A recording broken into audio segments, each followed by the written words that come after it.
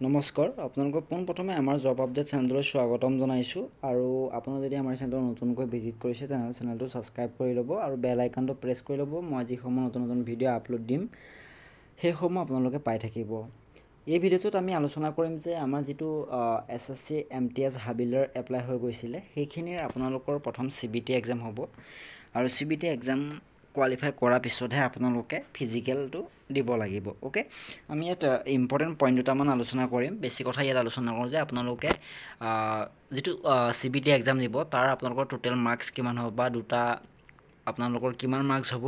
Okay, আৰু আপোনালোকৰ যিটো ফিজিকেল ফিটনেছটোৰ বিষয়ে আমি আলোচনা কৰিম, কিমান দৌৰিব লাগিব বা অসম পুলিচৰ দৰে জাপ আছেনে বিম আছেনে, আমি সকলোবিলাক এই ভিডিঅ'টোত আলোচনা কৰিম। যিটো CBT এক্সাম বুলি কৈছিলোঁ সেই CBT এক্সামত আপোনালোকে ইয়াত দিয়া আছে চাওক, ছাবজেক্ট দিয়া আছে ইয়াত আপোনালোকৰ কেনেকুৱা ধৰণৰ কুৱেশ্যন আহিব। ওকে, আপোনালোকৰ টোটেল নাম্বাৰ কিমান দিব আৰু আপোনালোকৰ টাইমটো কিমান দিব গোটেইখিনি ইয়াত লিখা আছে।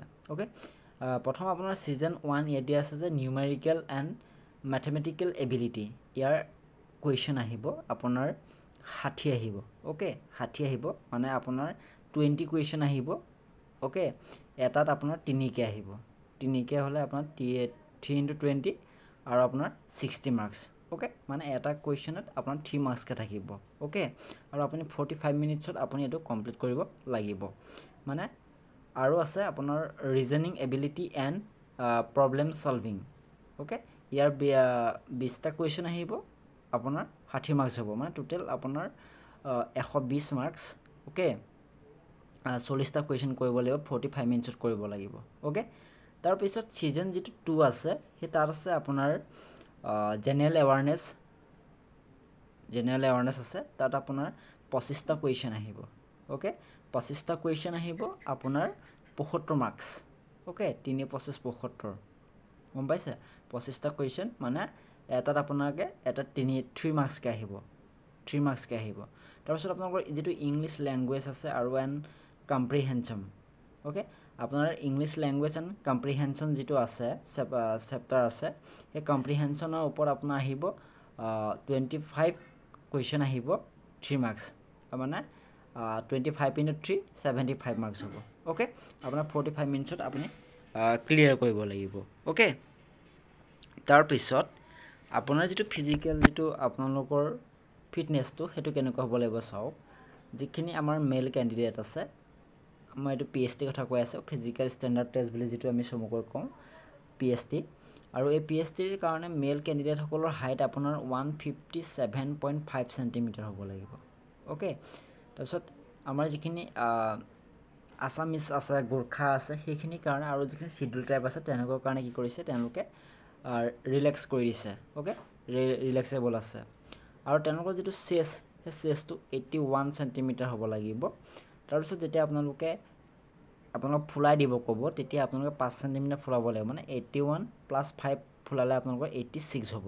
ওকে, মেলখিনি।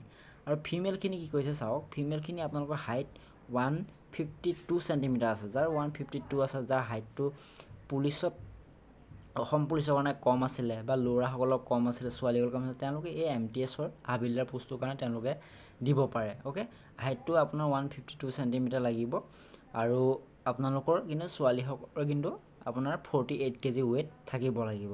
ওকে, 48 কেজি ৱেইট আপোনালোকৰ থাকিব লাগিব। তাৰপিছত চাওক আপোনালোকে আমাৰ ছোৱালী আৰু ল'ৰাখিনি কিমান দৌৰিব লাগিব। যিখিনি ল'ৰা আছে সেই ল'ৰাখিনিয়ে আপোনালোকৰ ৱাকিং কৰিব লাগিব, মানে আপোনালোকে খোজকাঢ়িব লাগিব 1600 metre in 15 minutes. 1600 metres in 15 minutes, মানে 1600 মিটাৰ আপোনালোকে 1.6 কিলোমিটাৰ 15 মিনিটত আপোনালোকে খোজকাঢ়িব পাৰিব লাগিব। তাৰপিছত যিসকল ফিমেল আছে, ছোৱালীসকল আছে, তেওঁলোকে 1 কিলোমিটাৰ ইন 20 মিনিটছ, মানে 1 কিলোমিটাৰ 20 মিনিটত খোজকাঢ়িব পাৰিব লাগিব। ওকে, সেইটো হৈছে আপোনালোকৰ PET, ফিজিকেল যিটো ইফিচিয়েঞ্চি টেষ্ট বুলি কোৱা হয়। এইটো খালি আপোনালোকে ইয়াত ৱাকিং কৰিব লাগিব, খোজকাঢ়িলে হৈ যাব। ওকে, ভিডিঅ'টো এইখিনি, আপোনালোকে ভালকৈ স্ক্ৰীনশ্বট এটা মাৰি লওক। এইখিনি আপোনালোকে কমপ্লিট কৰিব লাগিব এই এক্সামটোৰ ক্ষেত্ৰত। ওকে, ধন্যবাদ।